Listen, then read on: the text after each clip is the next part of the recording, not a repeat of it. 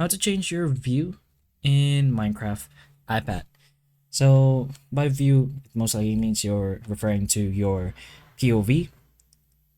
So you can go ahead to your menu like this and then go ahead to your settings.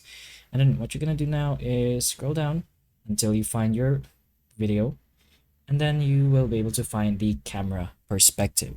You can go ahead and choose from three options, which is first person, the one that we were in, third person, which should just be a camera view from behind you, like this. We're just gonna go ahead and show it like this.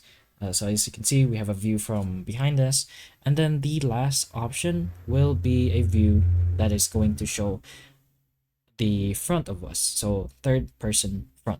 Go ahead and press on that, and then we'll have this option as well.